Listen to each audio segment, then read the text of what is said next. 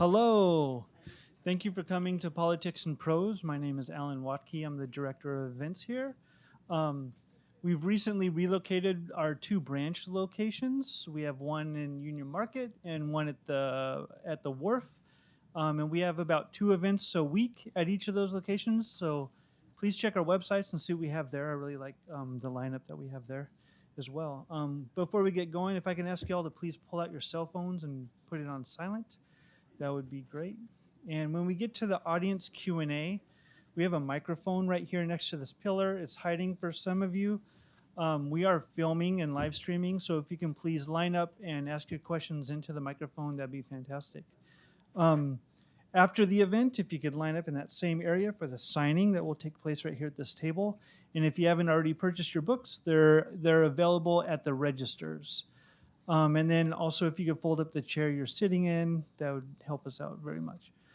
So without further ado, I'm very excited to welcome Dinaw Mengestu to celebrate the release of Someone Like Us, in which the son of Ethiopian immigrants seeks to understand a hidden family history and uncovers a past colored by unexpected loss, addiction, and the enduring emotional pull towards home. Dinaw is the author of 3 novels, all of which were named New York Times notable books. All Our Names, How to Read the Air, and The Beautiful Things That Heaven Bears. A native of Ethiopia who came with his family to the U.S. at 2, Mengestu is also a freelance journalist who has reported about life in Darfur, northern Uganda, and eastern Congo.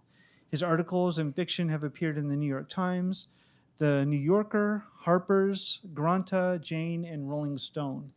He is the 2012 MacArthur Fellow and recipient of Lannan Literary Fellowship for Fiction, a National Book Foundation 5 Under 5 Prize, the Guardian First Book Award, the LA Times Art Stanenbaum Award for First Fiction, among many other honors. So please join me in welcoming to Politics and Prose, Dinaw Mengestu.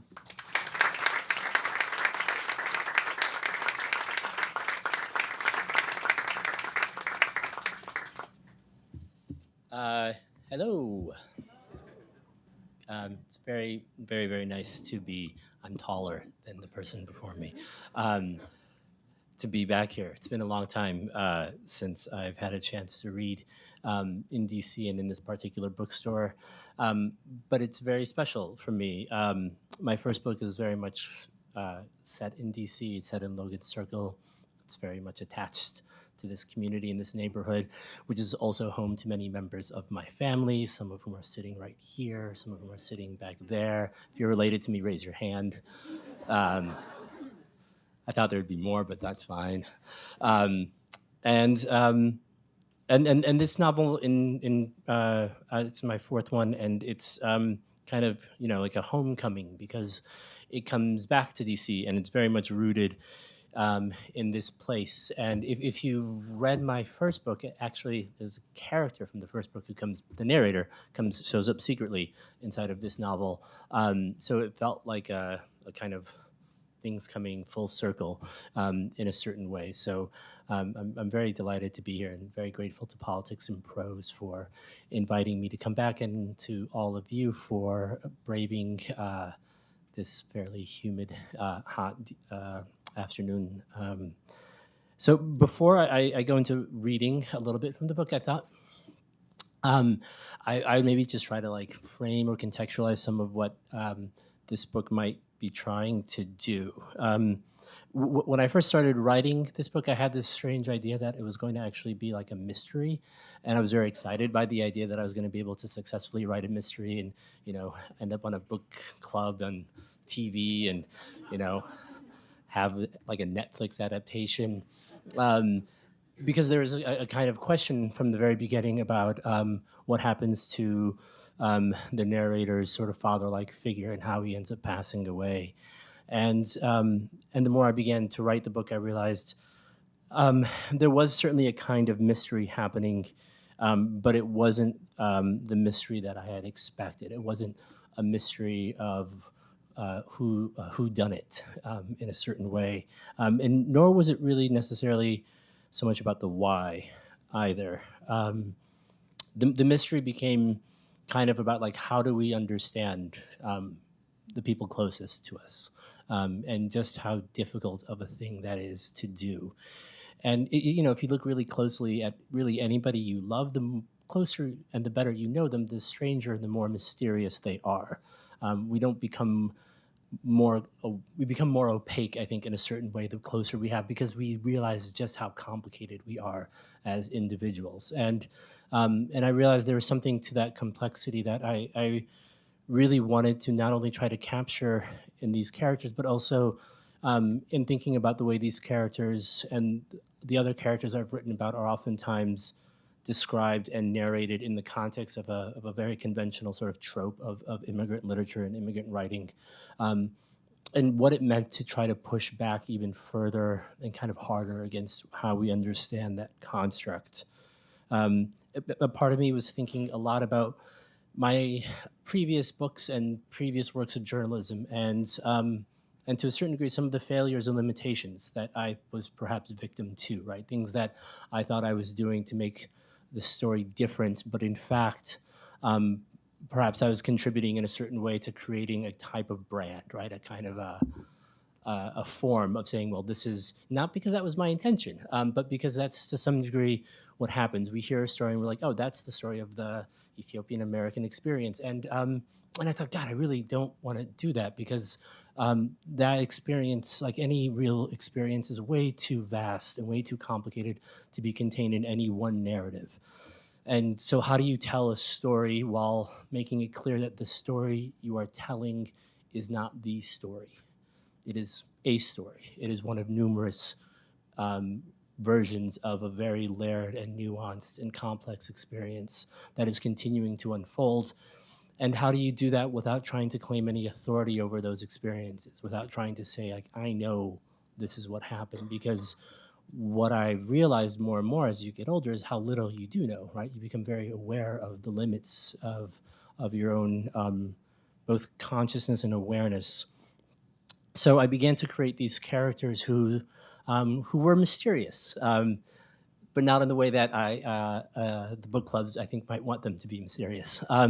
They were mysterious in the sense that their identities are constantly sort of shifting and changing over the course of this narrative. And one of the, I think some of the reviews that have been very warm and generous have mentioned the kind of slipperiness of these characters, and they've framed that slipperiness as perhaps being a product of like migration, and I don't really agree with that. I think the slipperiness of the characters has more to do with the fact that they are, like many of us, constantly constructing their identity. They are remaking themselves over and over, and rather than thinking of them as characters who might not have a fixed identity because they belong to multiple places and multiple languages and multiple cultures, I think of them more as characters who perhaps are most at home in stories. They are characters who live inside of narrative, and they are characters who exist by the way they tell their own story. And so they are constantly, over the course of this novel, telling their story, sometimes directly, sometimes they are lying, sometimes they are making jokes, sometimes they are consciously and deliberately inventing. But what they're not doing is they're not letting their narrative be static. And they're refusing to let anybody say, this is who you are and this is what your story is. And for me, it was to some degree the best way I could get to trying to not claim authority over their lives, was to give them as much room and freedom to reinvent themselves over the course of the story. And by extension, that meant giving those of you who might dare or might be interested in reading the novel the opportunity to kind of read their stories and engage with them and determine your own interpretation. It means that there are characters who will tell you one thing about who they are, and then will turn around and tell you something else, and then they'll tell you another thing, and that might be a little unsettling at times. But I also hope it's deeply rewarding, because it gives you a chance to see these characters, I hope, um, in the many varied lights in which they exist. rather than in just a singular kind of spotlight that says this is who they are.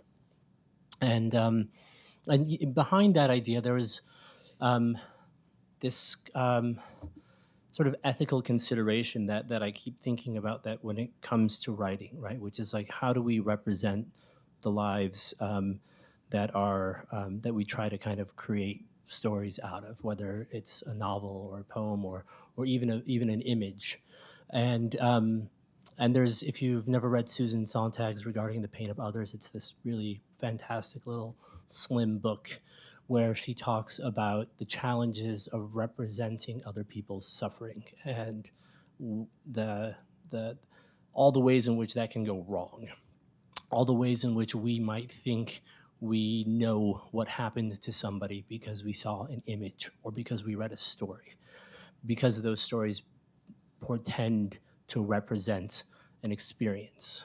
And she poses a kind of question about, like, isn't there something else, right, something better than perhaps the singular version of events that might say this is what happened. And she comes up with this idea of the like, and it's the like as a kind of simile. And so rather than saying this is what happened, she makes the suggestion that perhaps a better way to go about it is to say something like this happened. And she uses the paintings of Goya as an example, where rather than trying to capture the events of a war, Goya makes 13 paintings over a single event. And he says, look at this because something like this happened. Can you bear to look at this? Because look, here's another version, and something like this also happened. And that repetition forces us as viewers to not look away, right? We have to kind of go through that series. So there's more work required of us because we don't get to just look at it and say, oh, I know. We actually have to like engage with each one because we're trying to get closer to the thing while also knowing we're never going to get the totality of it. And that idea kind of lingered really heavily over the book and the way these characters tell their stories. And I should have this memorized by now, but it also kind of informed where the quote of the title of this novel comes from, also from that. And this is I also teach. I'm a professor, and so forgive me for putting on that hat for a second. But there's a quote from the Sontag's book that gave me the title for this novel, and it says, "For the other, even when not an enemy, is regarded only as someone to be seen, not someone like us who also sees." And that idea of not only creating these characters who live in multiple ways, who give you multiple versions of their identities, but also thinking, like, how do I create characters who look back at us? How do I create characters that are not just subject to our gaze in a certain way, that actually have some agency in how we understand them? And that slipperiness of characters is to some degree their way of looking back. If you when you don't understand something, you have to kind of interpret it, and that interpretation is oftentimes a way of looking and understanding yourself. And so there's a way in which I hope these characters are not only asking you to kind of really think about your relationship to the text and to yourself, but also certainly for me, they were constantly critiquing me. They were constantly criticizing me sometimes, not only for what I was writing, but sometimes for what I had written in the past. And for me, that process was really not only rewarding, but also, again, felt really ethical. It felt like a way of bringing all the kind of questions and doubts and sort of anxieties I have about the possibility of telling a story and the ethics around it, but putting those questions into the actual novel itself and letting those be a part of the story, rather than pretending as if those anxieties don't exist, rather than pretending as if those questions aren't important, or worse, pretending that they don't matter, and pretending like, well, I have the authority, I'm the writer, I can do whatever I want, which is true, but that felt like there was something more to be gained by trying to actually bring those questions into the actual story, and and to see how they frame and shape not only the experience of the characters, but also hopefully for you as readers. So that's my sort of little frame, I'm going to read. I guess, yeah, a section from the book, and then have time for questions. Hopefully, lots of questions, if if if you hope, if you want. So the part of the story I'm going to read from, the narrator has just come home, and his father figure has passed away. Um, and he's been sort of absent for many years. He's been living abroad, and he's had a meandering journey to get back home. So, but the house he's going into is not his own house. It's the house his father now lives with another person. So, I promised Elsa that I would stay at the house as long as she wanted, and that I was devastated not to have made it home sooner. Where were you? She asked me. You were supposed to come yesterday. Every day Samuel said he was waiting for you to come home. I couldn't remember if my mother had told Elsa my flight was delayed or had been rerouted to Chicago, and so I chose both options. My flight was delayed, I told her, and there was an unexpected layover in Chicago. She shook my hand. She took my hand back in hers. It's okay, Mamush. It's not your fault. The door opened behind me. Someone else was entering just as someone else was coming to say goodbye. I left Elsa in the vestibule and went in search of an empty chair tucked as far away from the entrance as possible. My mother had warned me before leaving the house not to tell anyone when I had arrived or how long I was staying. You know how people are, she said. It might seem strange that you've come back now. No one has seen or heard from you in a long time. I kept my head down and nodded politely at anyone who tried to look me directly in the eyes. I recognized at least half the people from the last Thanksgiving meal at Samuel and Elsa's apartment that I'd attended. When I was younger, I'd looked forward to those large, elaborate gatherings as much, if not more, than any other holiday. As soon as I moved to New York, though, I claimed I was too busy with school to return.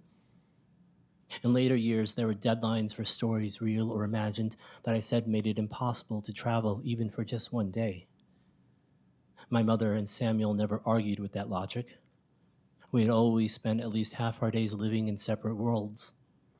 After I left home, I realized there was no longer any obligation to reconcile them.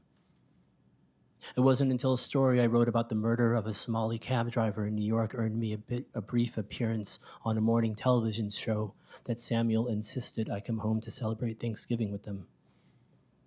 Now that you're famous, Mamush, you have to come as the guest of honor.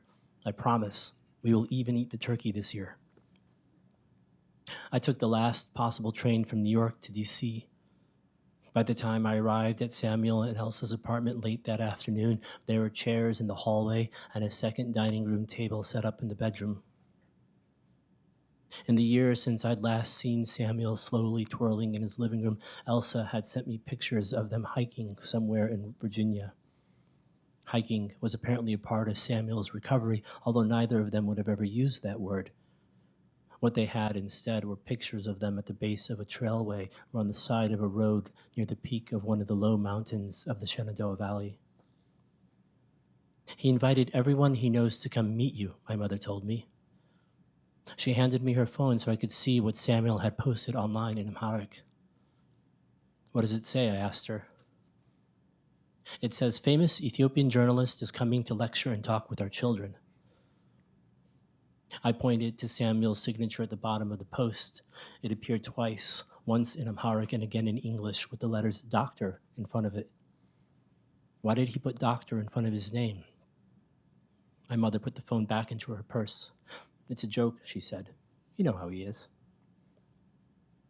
That evening, with a still untouched turkey sitting in the center of the table, Samuel gave a lecture to a full house of friends and strangers, many of whom had arrived in America years after him.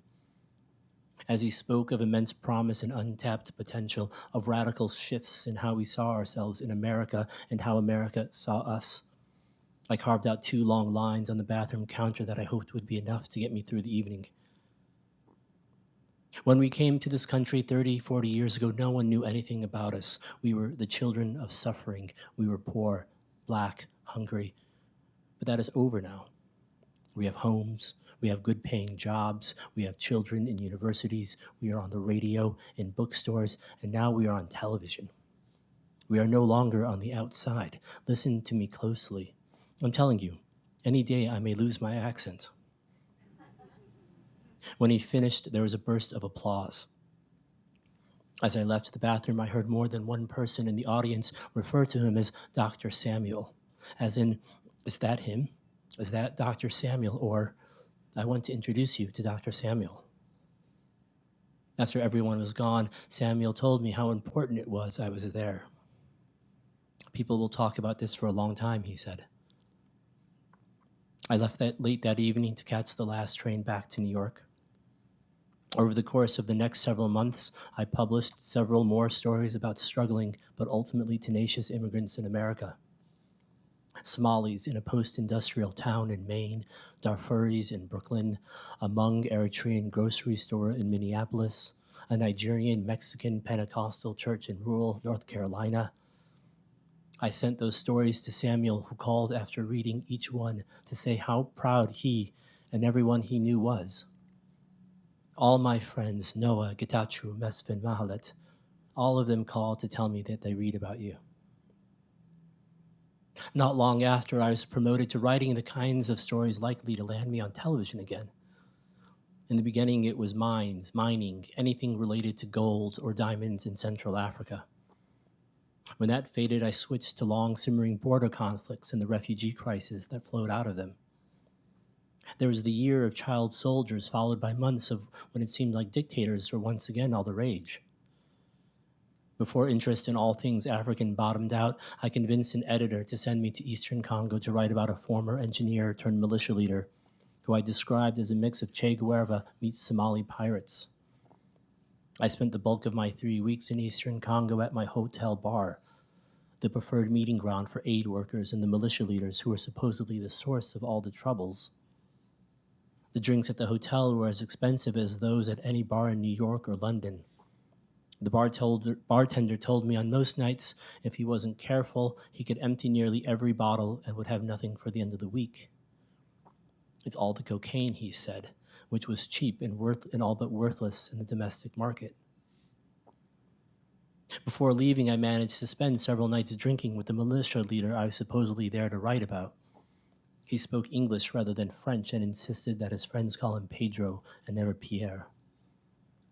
For our first and only interview, we drove to one of the more remote corners in the North Kivu province, where the government was building a military base on what had once been a Belgian trading post. As we stood near the top of the hill, a dozen feet away from newly erected gates surrounding what was left of the building, I asked him why he didn't remain in the city, where he was safer and where his wife and children now lived. If all we did was sit around in hotels drinking, he said, people like you wouldn't be here. And if people like you weren't here, there would be no hotel to drink in. And what would happen to all the people who worked there, or at the restaurants and the bars next to it? What would happen to all the soldiers from Bangladesh and Nepal and the airport the UN is building so their workers can fly direct from here to Addis for vacation every 6 weeks? What would happen to this military base the government is building to stop people like me? You have to understand, I love my country too much not to make these little troubles. Months after returning home from that trip, I'd yet to write a single word and was rarely sober long enough to even try. Samuel suspected something was wrong and called often. When I failed to answer, he persisted with sometimes daily messages reminding me that Elsa and my mother were worried. By the time I finally answered his phone calls, I'd blown multiple deadlines, and whatever career I'd assembled was in a rapid state of decline. What's happening to you, Mamush? Samuel asked, even though I suspected he already knew the answer. I told him about the missed deadlines, the stress and exhaustion that came with months of travel under difficult conditions, about the engineer turned militia leader. He offered what he thought was the only solution to my problems. Come home, he said. You can stay with me and Elsa like you used to. You can work from there. There are so many beautiful things you could write about. Not everything you write has to be about suffering. What would happen if someone like you wanted to write a comedy or a love story, something people actually want to read? Well, then someone like me could write a comedy or a love story, I told him. They just have to make sure there's at least a little suffering or no one will believe it. How much? Depends on many things, I said. The country you're writing about, the time period. How long until you can write a happy love story with only a little suffering? 5, 10 years? I'm not sure, I told him. I'd say much longer. We ended the conversation with me promising to call my mother at least once a week. You promise, Mamush? I promise. You wouldn't lie to me? Never. The next day, Samuel arrived unannounced at my apartment in Brooklyn, a basement studio whose lack of light had been an unexpected source of comfort on the nights I didn't sleep. As soon as he entered, he began to throw away the most obvious signs of neglect. He emptied ashtrays into the garbage while pointing out that in the diaspora, just like in Ethiopia, there were no high school dropouts or failing children, no depression or mental illness, no drug addicts or alcoholics. The only problems we have, Mamush, are loss of faith in culture and maybe having too many American friends. That's it. If your wife is having an affair, you tell your friends she has given up on God. If your child is arrested for dealing drugs, you tell your family he has lost his culture. If he's doing drugs, then he has lost his culture and has too many American friends, and only God can save him. Now, Mamush, tell me the truth. How often do you go to church? How many American friends do you have? There are 2 empty bottles of bourbon on the coffee table, along with multiple lighters and a razor blade I'd forgotten to throw away. What do you think? I told him. I think you have to take care of yourself, he said. There are many people who look up to you. People ask me, what happened to him? When is he going to write something? He paused before deciding what to say next. You're like a son to me, you know that? Whatever happens to you happens to me. Do you understand that? At the time, I didn't. Exactly. I'm like a son to you, I said. It's close, but not the same thing. And what's the difference? Permanence, I said. Today, you say you're like a father to me, but maybe tomorrow you're like a distant cousin I've only met twice. Similes can change. They can be revised, edited. Exactly, he said. And do you know what that means? It means I have to work very hard to keep you close to me. I fell asleep on the couch not long after that, and by the time I woke up, Samuel had cleaned the apartment of every empty bottle and lighter he could find, and was on the phone in the kitchen talking quietly in Amharic. He hung up as soon as he saw that I was awake. I have to go back to DC now, he told me. It's Saturday night. Big money. As he prepared to leave, he asked me what had happened to the book on migration I told him and my mother about. Do you remember, Mamush? You used to talk about it all the time. I was 18 when I described wanting to write a book that would cover the history of human migration from Ethiopia to the present, a collection of dozens, perhaps even hundreds of individual stories of people leaving their homes and creating new ones, not just in America, but all over the world. I even had a title picked out, Lucy's Children, which Samuel pointed out would be translated into Amharic as Dinkinosh Lidoch. That isn't true, I said. I talked about it once. It doesn't matter. It was a good idea. You should write that book now. Go to Ethiopia and write it. It doesn't work that way, I told him. For the first time since arriving at my apartment, he seemed disappointed. Why do you say that, Mamush? Of course it does. I will help you write it. I'll take you to the Afar region in Ethiopia, and you can see how they live. You can walk with them across Ethiopia, and then after, if you want, you can throw away your passport and go to Europe and America and pretend you're a refugee. Before getting on the subway to begin the journey back to DC, Samuel secured another promise for me to take better care of myself, without ever specifying what that required beyond getting more sleep. And don't forget who we are to each other. You have enough distant cousins. Ask your mother. She can give you their phone numbers. My mother called a few days later to tell me how surprised she was to learn that Samuel had been to New York to see me. She claimed he'd made the trip without telling her or Elsa. He said your apartment was very dirty, like a typical American, but it's because you're very busy working on a book. I asked him what it was about, but he wouldn't tell me. He said he's going to help you write it. Samuel and I discussed our imaginary book project only once after that, years later, when I returned from Paris to visit with Hannah.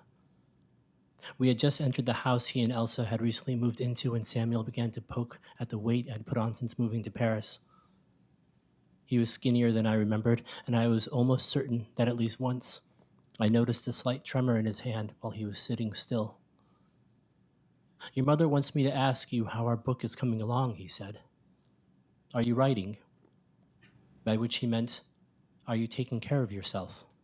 Have you learned to live with whatever it was that was destroying you? I told him yes, I was, without ever asking if the same was still true for him. I will stop there.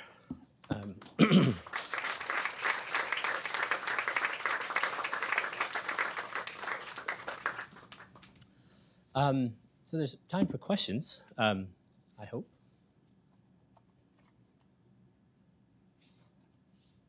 Yes. Oh, I'm sorry. I think there's a microphone that's supposed to be employed. So it's a lot of pressure. Especially going first. In your introduction, you talked about how you've noticed that your characters, how it's a two-way relationship, and how you learn from the characters and even learn something about your other books. I find that a really interesting concept, but I can't completely get my head around it. And I just wondered if you could say a little more about that. Yeah. And maybe even an example if you're willing. Yeah. I think in some of the ways it's actually having, sometimes the characters actually kind of critique me explicitly and critique some of the ways I've written before in the past.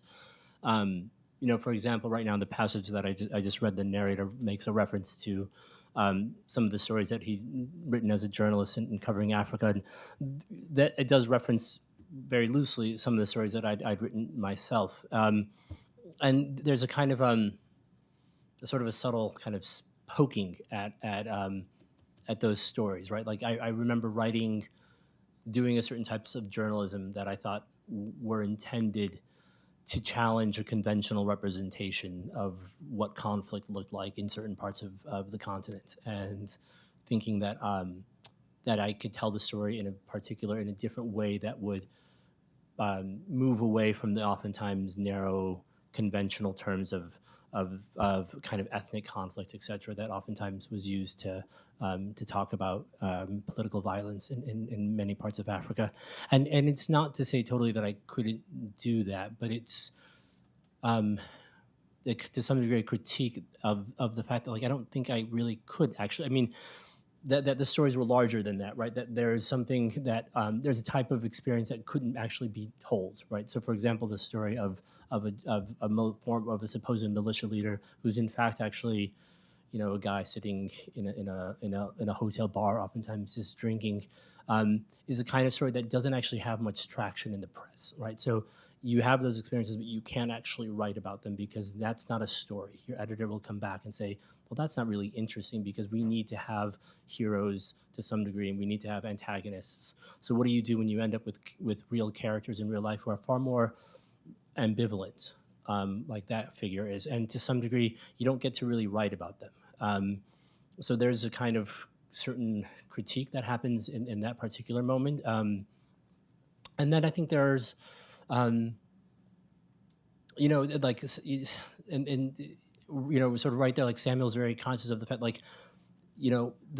that the stories oftentimes that someone like me might be writing have a type of tone and mood and a kind of melancholy. And at every reading I've ever been to, there's always been, and it happens actually throughout the book, where the characters are like, why tell a different story, right? Like, tell the story actually about how successful our community is, and let us see that. And that's complete. And I've always thought, yeah, that's true, but it doesn't really make for a story. And I thought, well, that's not really an answer, actually, right? Because it's true.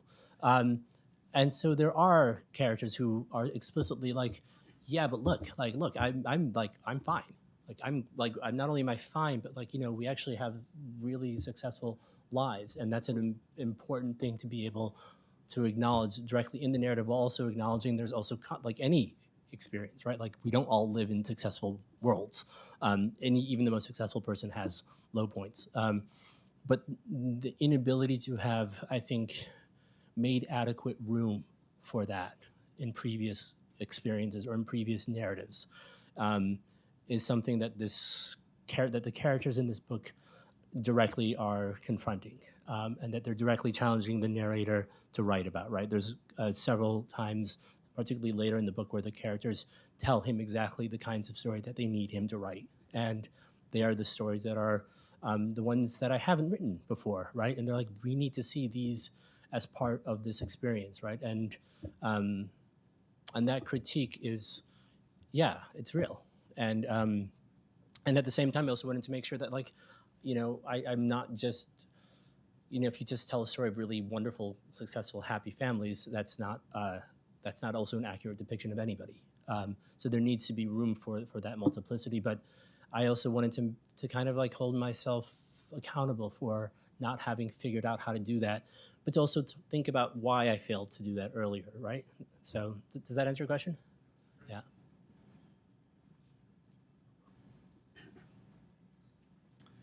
Good evening. I read your first book when I was overseas, and I live in Washington, D.C., but read it overseas, La Belle Chose. And I was amazed that when I came back after reading this, that I expected to see those characters who are centered around Logan Circle. I actually expected to see them. I expected to see Naomi at Whole Foods and Ken and JoJo and stuff in this. Did you live in Washington, D.C.? I know that you have family here tonight. Did you live in Washington? What was your experience with this city? Yeah, I spent a lot of time as a child here with my uncle, who I'd come and spent, my uncle and aunt.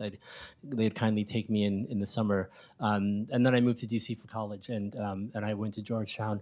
But I spent most of my time living in Adams Morgan and continued to live there after I graduated, and briefly in Logan Circle, like 97, 98, because my girlfriend at the time lived there. And then shortly after that, my parents moved here, and now the sort of the DC area became home entirely after that. But even I'd say even before kind of moving here for college, there was something about coming to the city from a pretty young age that kind of held a very significant pull. There are these wonderful soccer games that happen, and I remember coming at a pretty young age for some of the soccer games, and like my parents would run into friends from Ethiopia and it just felt sort of magical, because we were growing up in Chicago and that just didn't happen, right? There wasn't this sort of large diaspora community as there is here, and so we'd come to DC, and I could be at a soccer game and be surrounded by Ethiopians, and I could hear their Asyar would be in concert. There'd just be all these things that like made the city really alive and kind of particular in a way that our suburban town in the Midwest wasn't. It was not that it wasn't bad, but it just didn't hold the imagination the same way, because something was happening in DC that wasn't happening there. So writing about it for that first novel, I think, was tied as much to those very early memories as it was to actually like living in the city and going to college here, and perhaps a large part of why I wanted to come to school here was certainly connected to that. And the novel began partly because I was walking down a street off of 18th Street, and there was a man behind the counter of a grocery store, and it was really late at night, and there was nobody in the store, and and I began to hear this narrator who was talking about nobody coming into the store anymore, and also having seen Logan Circle go through this kind of really radical gentrification very quickly and very dramatically became a part of that story too, because it was like, well, how did that happen, and what happened to all the people who had been there, and there became a kind of a pairing between the different types of displacement that happened throughout the novel, the displacement of people leaving their homes, in Ethiopia and Kenya and Sudan, but also people being forced outside of their homes in the city, and thinking about how those displacements, they echo one another, even though they're not the same, but something happens that I think needs to bring those two in conversation. Yeah, thank you. Hi, Dinaw. Good to see you again. Good to see you too. Um, I saw you back there nodding your head when I was like, yes, you're tackling so much, and it's so complex. It occurs to me a little bit, and I haven't completely formulated the question, but it occurs to me that in telling stories, Samuel telling stories, Mamush telling stories, that people are maybe trying to put down roots. They're trying to, create something that says we've been here, we've lived here, we've lived this way. And then there is complete disconnection, complete surreal moments. I just went to a concert this past weekend where everyone, 3,000 people, were singing every song in Amharic. So the diaspora is changing too. There's a lot of people coming that are new, that are born and raised in Ethiopia with those, sort of with those stories. yeah. So the question, I guess, to me is you freeze it when you write it down. So it's frozen now in time, somewhat. Yeah. So someone reading, is there room for the person who's reading it to also be in motion understanding it? Like, are they frozen in time? Is there a certain type of reader that would not shift around to understand the ambiguity, or are they also changing and accepting? Is it very fluid that Yeah. way? Yeah. That's such a wonderful question. Thank you. And as much as that same idea of like trying to fix the meaning of an experience also goes back to also fixing it in time, I think, in a certain way, and thinking very hard about how not to control, and partly because, as you noted, right, like these experiences are really elastic, and also because we have there's a kind of like larger cultural tendency to think we only have room for so many stories, right? So it's like when you have a kind of, you have 2 or 3 Ethiopian writers out there, then you're like, all right, we got it. That will, or people who read your book and like, oh, now I've read a book about the Ethiopian experience, and you just think, God, I really don't want that. How do I like press back against that? And to some degree moving the opacity of the characters, but also connects to that time, right? So there's and maybe some of that came through in the passage I wrote, like time, within a single paragraph, you move in and out of past and present, right? So this character and the narration are slipping through and in and out of time, pretty constant, like it's constant. And there's another part that I almost read where the narrator, he gets on a plane, he's supposed to be going from Paris to DC, and said he's on the flight from Chicago, but over the course of this flight from Chicago, he starts talking about this memory, which leads to that memory. And so there's a lot of kind of fluidity, hopefully with that idea that the characters aren't located or trapped in a particular moment, but in fact are sort of moving in and out of past and present, and in a certain case later on, even an imagined future. And that's the part that I sort of hope is, it's kind of really key for the book, right? There is this opening of imagination and into spaces that haven't yet happened.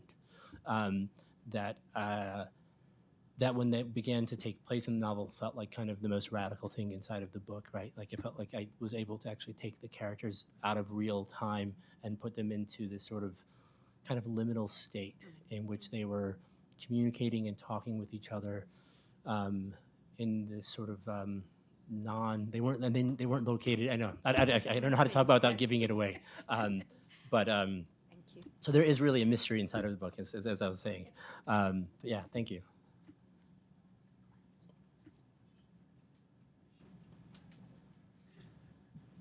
Hello. I'm a big fan of The Beautiful Things That Heaven Bears, as well as How to Read the Air. They're both great books.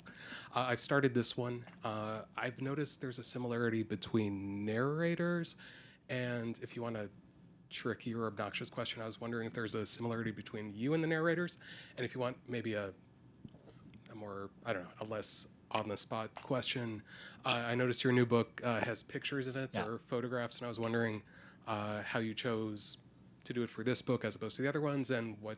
Well, I haven't finished the book, but I am curious to see what was behind the decision to make it maybe more like real life, less like real life. Yeah. Yeah. Thank you. So maybe I'll start with the first one. Is this the connection between the narrators? And I have a secret thing where I basically I don't write autofiction, what happens, but I do obviously steal. Like I like to steal from my own life, and then oftentimes distort pretty radically to get away from it. And I kind of always make a little acknowledgement to that. So the narrator of my first novel, ceaseless, it's then I believe this is correct. My mother will tell me, can confirm again, but it was my baptismal name.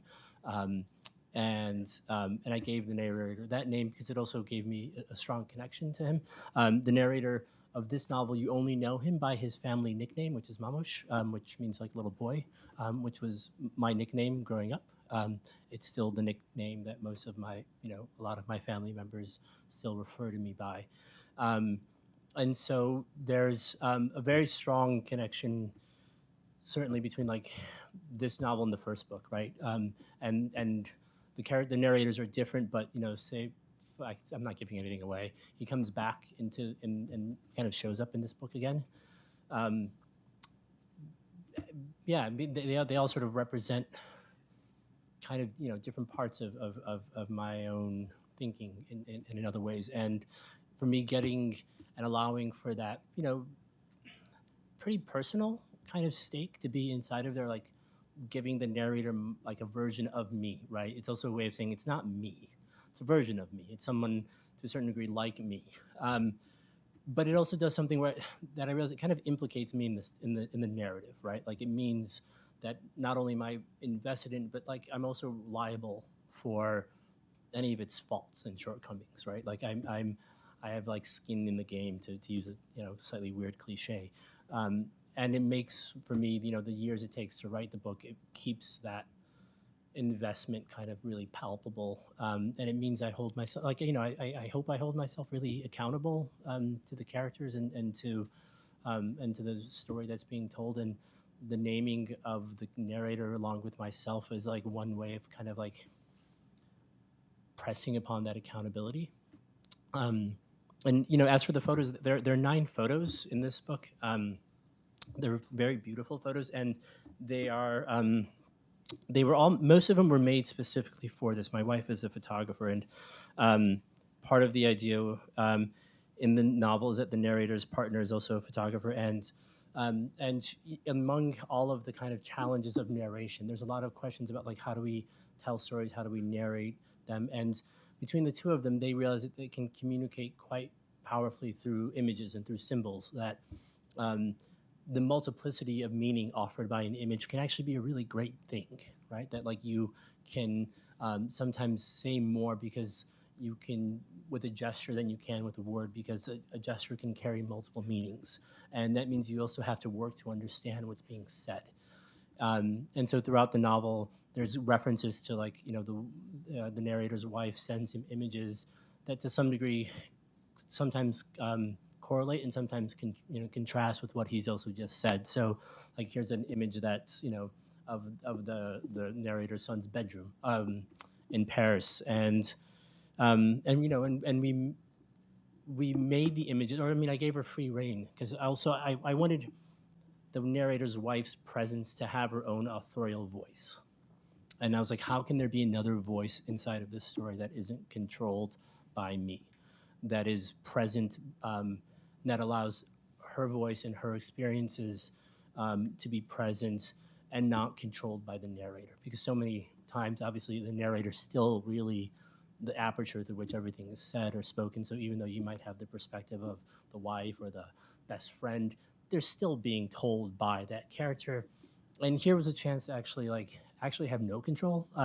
So she would read the passages, and there would be a kind of description, but to some degree, there was a space that could only be filled by that other perspective. And there's a really, for me, a really wonderful thing having images that I couldn't control, because they gave her, in this case, the narrator's wife, a real palpable feeling inside of the novel. And the 9 photos over the course of the story, you can almost look at them and they do tell their own story, right? They have an arc inside of them. The certain images sort of repeat, or certain parts of the images repeat. The images themselves don't. So, yeah.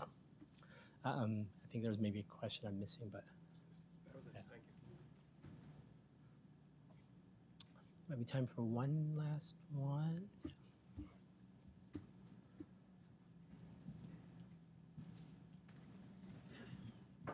I want to thank you for, I guess, what I'd call a verbal slap across the face. Because when I came and I was talking to my friend, I said, and I read your first book when I was reading about the immigrant experience. And then, of course, I was reading about the human experience. And so allowing me to reframe and find myself in the book, I think was really, so I thank you for that correction. And so you're in conversation with your characters. And conversation suggests kind of a dynamic, ongoing. Yeah. And so when you have to settle on the words that you've chosen that then become concrete. And in furtherance of that lovely question before about the fluidity, I mean, how do you know when that conversation point is reached, when you have found what you want to be the expressive truth of that person?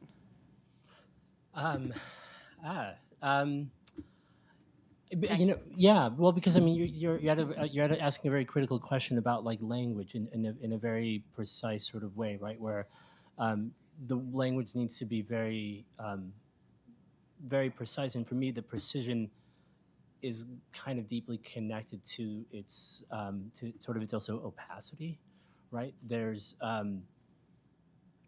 mean, when you'll see like in the book, like the idea of the like comes up a lot. And so, even in the brief passage I read, there's a constant sense of the characters knowing that what they're going to try to do is describe a version of something, and they're going to acknowledge that it's only a version. And so the same thing will be described multiple times and told multiple ways, partly because even that idea of truth, for me, the truth lies in the multiplicity.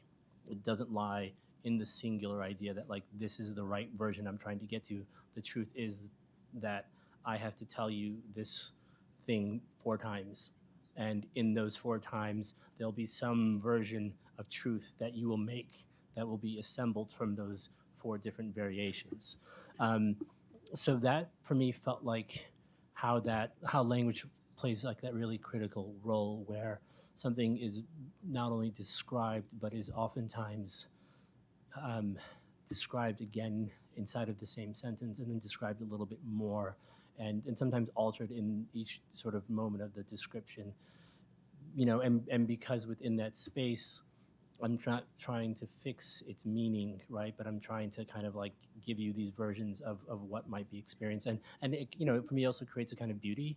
There's the sentences kind of like, they roll and they sort of move, and there's hopefully a kind of sensation of like being carried along as you kind of read it, because you're being asked to like join a conversation, right? And that dynamic nature is, I think, hopefully present there in the way everything is sort of, narrated.